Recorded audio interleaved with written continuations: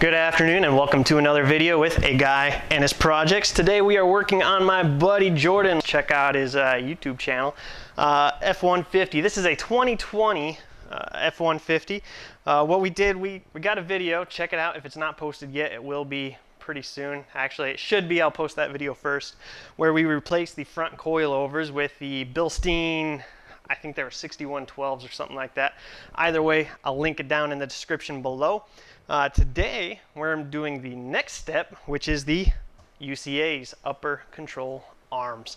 The point of the upper control arms is we put this is approximately 2.5 inch lift with the coilovers up front, and the A-arms up top now have some contact with the actual coilovers, the springs on them. So the point of these aftermarket control arms is to give you more berth, more width, more whatever you want to call it, so that at full droop, when that upper control arm goes down, it doesn't slap contact or anything. You're not limited by the upper control arm anymore once these go on.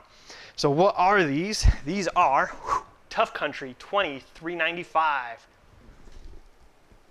Nope, 2935. So Tuff Country 2935s. Pretty much what you're getting. It's a pretty basic set. Not to say it's not a quality set. I'm just saying you get your A-arms and you get what you see. So you have your A-arms. Comes with two, obviously. I'm just grabbing one. And your bushings. It comes with some grease zerks. Get you a little closer up here. So it comes with these pretty blue, if you like blue. If not, I'm sure you can nail polish them, but whatever. Comes with a grease zerk for the ball joint, which after install, make sure you grease this before you go to your alignment shop. It comes with all your bushings needed. So you got your, I don't know what these are, probably polyurethane. They're going to go into each end. You got your metal sleeves for inside those, and that's going to ride on the bolts. And you're going to have a squeak-free experience after you put the zerk in here and grease. Pretty fancy, pretty sweet. So, like I said, Tuff Country, you got that pretty little sticker on there. All that being said, let's get started.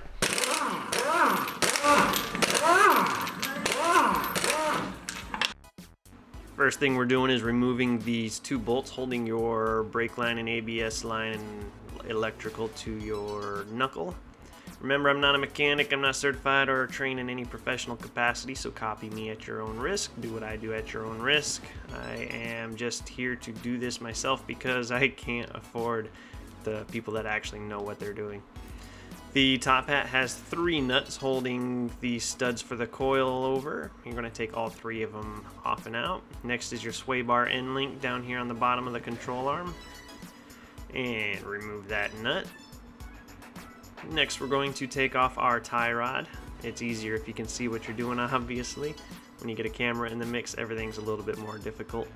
So go ahead and pop your tie rod off. You may have to use a hammer to beat that loose. And then we're going to go up to our upper control arm, and we're not going to completely remove this nut. We're just going to get it to the bottom of the threads, essentially. We're going to use it to hold the knuckle up just a little bit longer.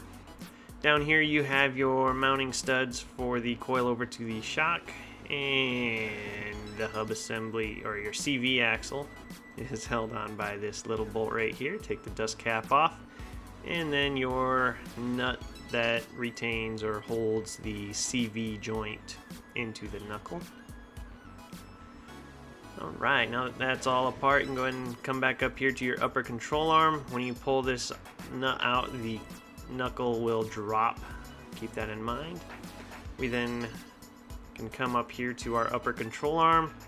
So we loosen these bolts mounting the upper control arm only so we can get the coilover out easily. If the control arm is all the way down, it makes it difficult with the stock coilover because you have the studs attached to the bottom. These aftermarket 6112s, check out the install video, has the removable studs, which is way nicer. Now that you have the coilover out of the way, go ahead and remove your 2 bolts holding the upper control arm in. For a more detailed video of how we replace the coilovers, go ahead and check that video out in the playlist of F150 on my channel. Alright, now that you got those 2 bolts out, go ahead and remove your control arm. There you go, that is your stock control arm.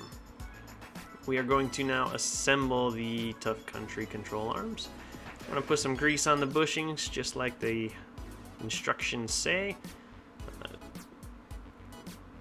Slather them up. I am a big believer in grease and lube, so yes, I put on a lot because, you know, it would suck to not have enough. And we're gonna slap this in here. Use a hammer if you gotta, preferably a soft hammer, like such. Notice the cardboard protecting the other side. Voila, that's half of it's done.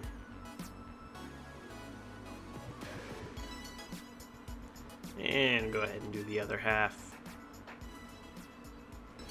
Again, slather it up. The instructions did mention moly grease. Moly is typically, I don't want to say stickier, but yeah, I'm not a grease guy. I don't really know. But I did have some moly for Jordan, so there it is. We used it. Again, the metal bushing and hammer her home. Soft hammer. Alright, both sides now done. It's looking beautiful. I love new parts. I don't know about you guys, but new parts, they just make me feel good. Alright, make your truck feel good too. These are your grease zerks. You're going to go ahead and thread those in. I have rarely found grease zerks easy to put in per se. It's very easy to cross thread them, so be careful, watch what you're doing. Don't throw your wrench at your partner or your camera guy. And go ahead, and there's going to be one of these zerks on each side of the A-arm for each bushing. We're going to wait until installed to add more grease.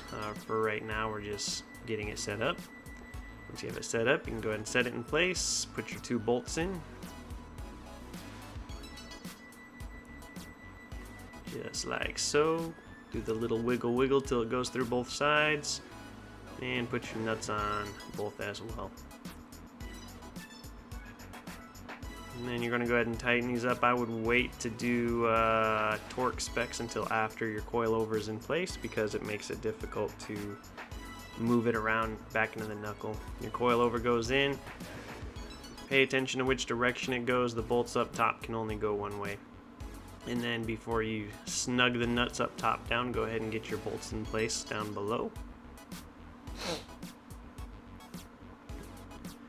And now we can go ahead and put our nuts up on top. If you've watched my other video when we replaced these coilovers the first time, we forgot to tighten those down. Do not forget that, please. Your CV boot or your CV can go in, put the retaining nut on, and drop your tie rod into place. Just slap your nut on there to hold it. Same with your stabilizer end link. There's a little bushing for this ball joint on the upper control arm. Slap that in, make sure it's correct side up. It really fits only one way easily, so go with it.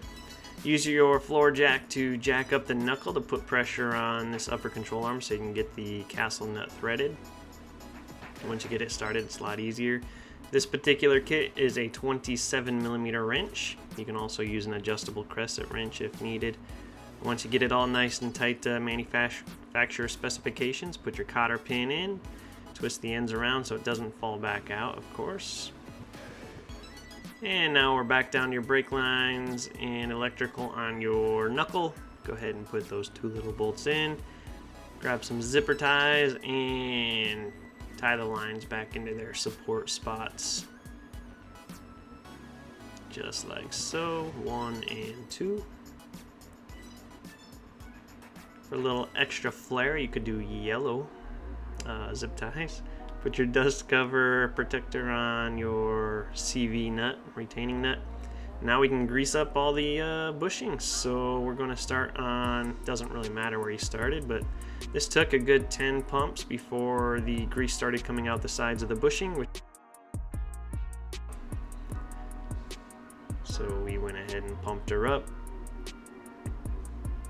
We did both sides with 1 full tub of grease. There wasn't really any left to spare, but it did work out. So do one side, side number 2, and then of course the ball joint on the end of the upper control arm that you just replaced.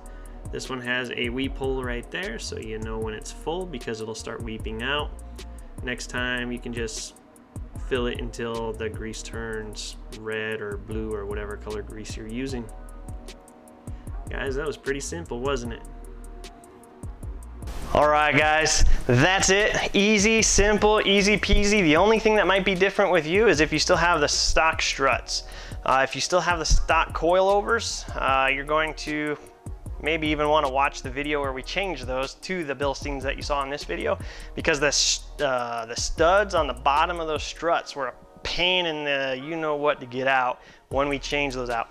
The Bilsteins made it easy because they made the just standard bolts you can pull and remove, but with the studs and the stock setup, you gotta get that much more clearance before you can get those coilovers out. Other than that, everything's the same, easy peasy. It took us probably an hour per side. Granted, we've done this before and we weren't rushing. We were kind of taking our time, chilling, making crappy jokes, whatever. But you can do it in your garage, easy peasy, not a big deal. Basic sets of tools anyhow. So you can do it. If you liked what you saw, leave me a thumbs up, leave a comment down below. Check out Jordan's channel. He's got a channel on making this an overlanding vehicle. So check that out and make sure you hit that subscribe button. I'll see you next time.